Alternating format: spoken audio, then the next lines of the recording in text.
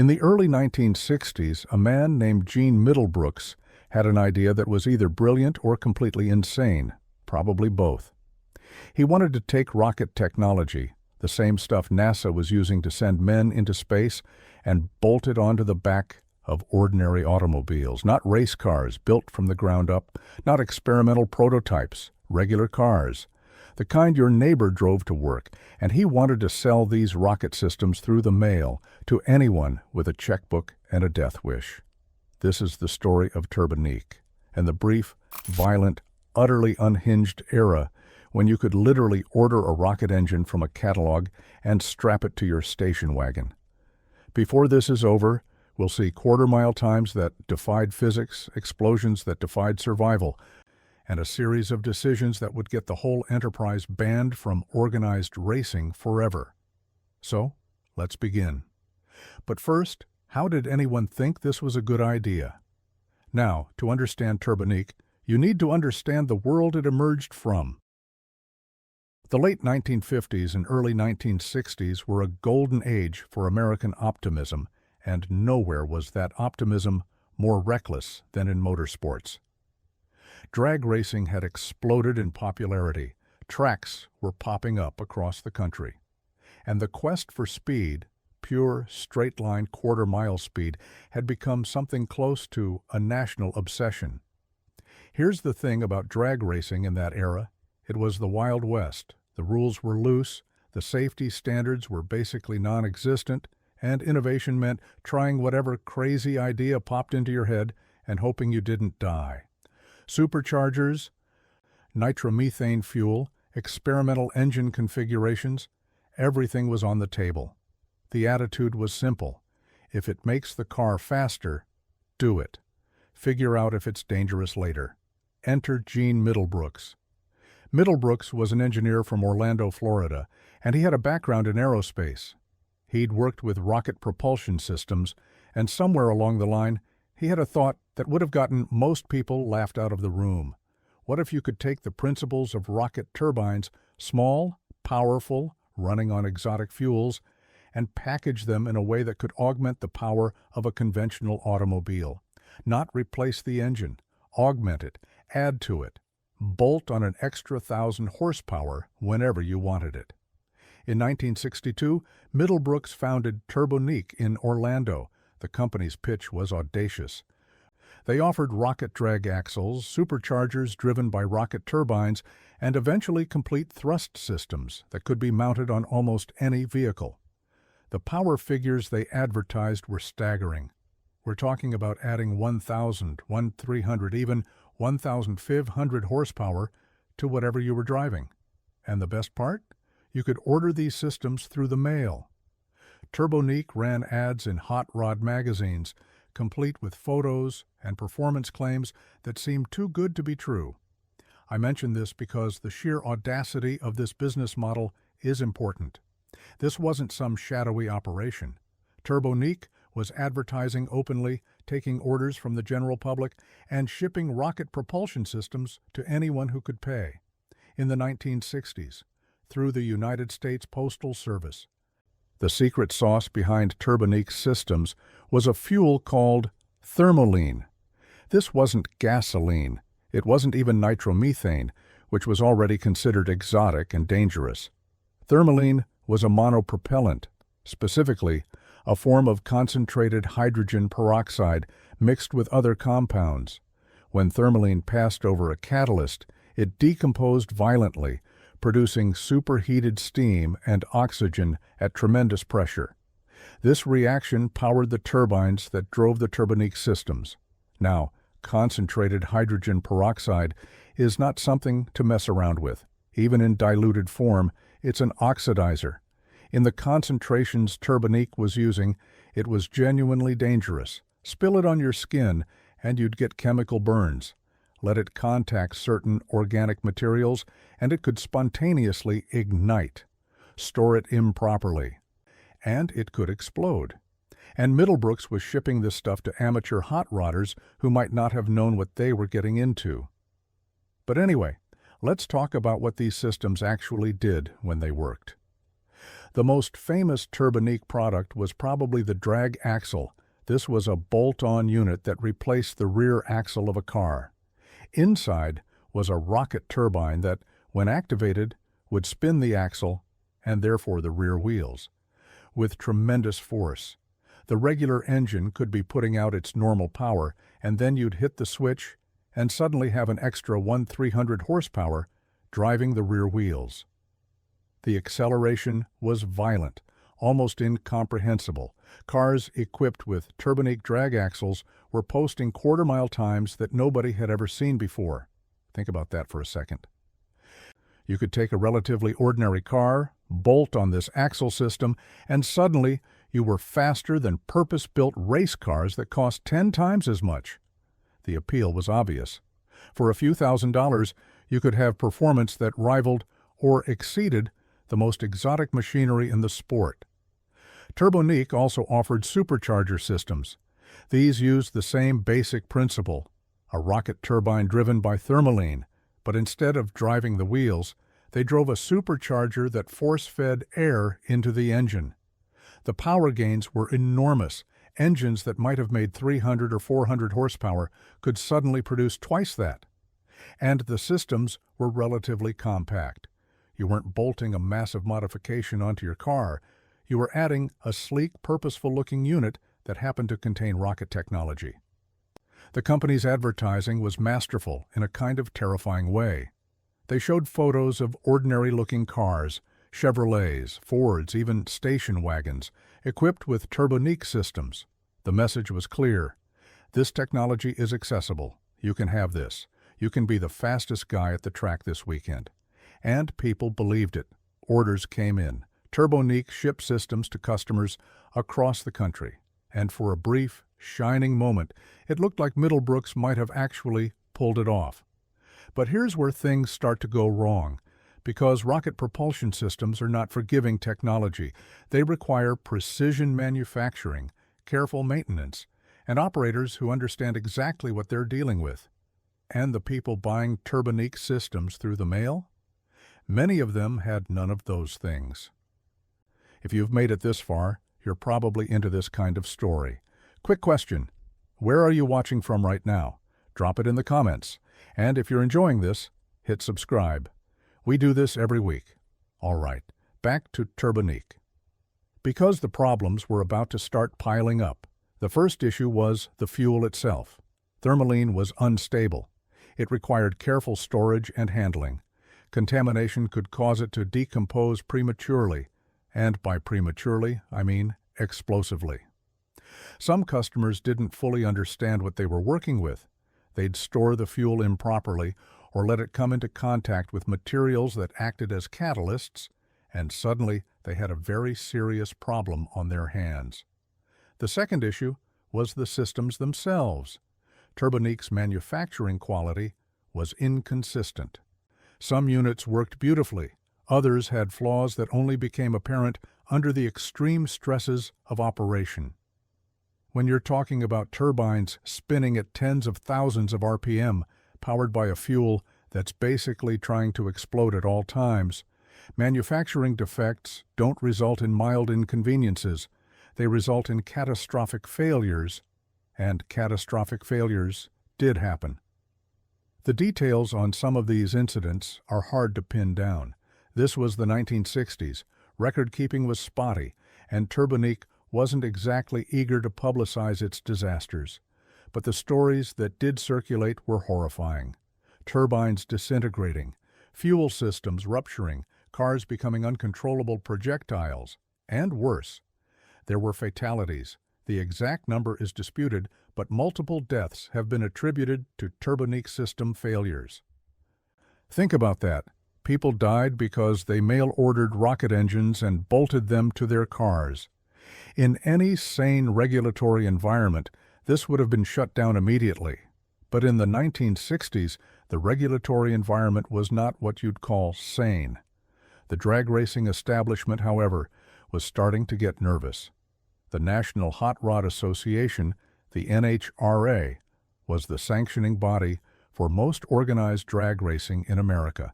They made the rules, they decided what was legal, and they were increasingly alarmed by what they were seeing from Turbonique-equipped cars. The concerns were multiple. First, there was the raw performance. Cars with Turbonique systems were so fast that they were creating competitive imbalances. A guy with a few $1,000s and a mail-order rocket axle could show up and embarrass teams that had spent years and fortunes developing their machinery. That might sound like a democratization of the sport, but it created real problems for the competitive structure the NHRA was trying to maintain. Second, and more importantly, there was the safety issue. The NHRA had been working to make drag racing safer, or at least less immediately lethal. They were introducing safety requirements, track standards, and equipment rules designed to reduce the carnage. Turbonique systems cut against all of that progress. These were inherently dangerous devices, operated by people who often didn't fully understand them, using fuel that was essentially a bomb waiting for an excuse. The incidents kept mounting. A Turbonique-equipped car would have a spectacular failure at a track. Word would spread. Other racers would complain. Track operators would get nervous about liability. The NHRA's safety officials would have to respond to yet another disaster. Now, I should mention that Turbonique did have some legitimate successes. There were racers who used the system safely and achieved remarkable results. The technology, when it worked properly and was operated by people who knew what they were doing, was genuinely impressive. Some of the quarter-mile times posted by Turbonique cars have to be seen to be believed. We're talking about elapsed times and trap speeds that wouldn't be matched by conventional technology for years. But the thing is, the racing community couldn't build a sport around equipment that might kill you at random. The successes didn't matter as much as the failures. One spectacular explosion would wipe out whatever goodwill had been built by 10 successful runs. By the mid-1960s, the writing was on the wall. The NHRA had been watching Turbonique closely, and they did not like what they saw. The combination of exotic fuels, inconsistent manufacturing, inadequate operator training, and the fundamental danger of strapping rocket technology to automobiles was simply too much to accept. In 1967, the NHRA made it official. They banned Turbonique systems from competition, all of them, the drag axles, the superchargers, everything. If it used Thermolene, if it was rocket-powered, if it came from Turbonique, it was no longer welcome at NHRA events. This was effectively a death sentence for the company's business model. Turbonique had been selling to racers. Racers raced at NHRA tracks. If you couldn't use the equipment at NHRA events, why would you buy it? Some customers had already purchased systems and now found themselves with expensive paperweights. Others had been considering purchases and suddenly had no reason to follow through. But here's the thing. The ban wasn't just about Turbonique. It was about an entire approach to speed. The NHRA was drawing a line. They were saying that some technologies were simply too dangerous, too unpredictable, too far outside the bounds of what organized motorsport could safely accommodate. Rocket propulsion, for all its appeal, was on the wrong side of that line. Gene Middlebrooks didn't take the ban well. He felt his technology was being unfairly targeted, that the failures were being blown out of proportion, that the NHRA was bowing to pressure from competitors who couldn't match Turbonique's performance and wanted to level the playing field by getting the systems banned. There's probably a grain of truth in some of that. The established players in drag racing certainly weren't thrilled about mail-order rocket engines disrupting their carefully developed machinery. But the safety concerns were real. You can argue about how many incidents there were, about whether Turbonique was being held to an unfair standard, about whether the technology could have been made safer with better training and quality control. What you can't argue is that people died. Systems failed catastrophically. Cars became uncontrollable. And the fuel itself was inherently dangerous in ways that gasoline and even nitromethane weren't. After the ban, Turbonique limped along for a while. Middlebrooks tried to find other markets for his technology. There were some applications in industry, some experimental projects, some attempts to pivot away from drag racing. But the heart of the business had been cut out. Without access to organized competition, without the ability to advertise in hot rod magazines and show off results from the track, there was no way to maintain the momentum. The company eventually faded away. The exact circumstances of its final days are murky. Like a lot of things about Turbonique, the historical record is incomplete. What we know is that by the early 1970s, the rocket car era that Middlebrooks had tried to create was essentially over. The systems that had been sold were either gathering dust in garages, being carefully used by a handful of dedicated enthusiasts outside of organized competition, or had already failed in ways that ended their operational lives. And what of the technology itself? Well, that's an interesting question. Rocket propulsion didn't disappear from motorsport entirely. Land speed record attempts have used rocket and jet propulsion for decades. The vehicles that chase the absolute fastest speeds on Earth often rely on some form of jet or rocket power. But those are purpose-built machines, operated by professional teams with safety measures and engineering that Turbonique never approached. In mainstream drag racing, the ban on rocket systems stuck. The sport developed along different lines: more powerful conventional engines, better traction technology, improved chassis design. The quarter-mile times that seemed impossible in 1965 were eventually matched and exceeded by machines that ran on gasoline and nitromethane without the need for Thermolene or rocket turbines. It just took longer. There's something almost romantic about the Turbonique story if you squint at it right. Here was a guy who genuinely believed he could bring rocket technology to the masses. He saw a future where ordinary people could access extraordinary performance.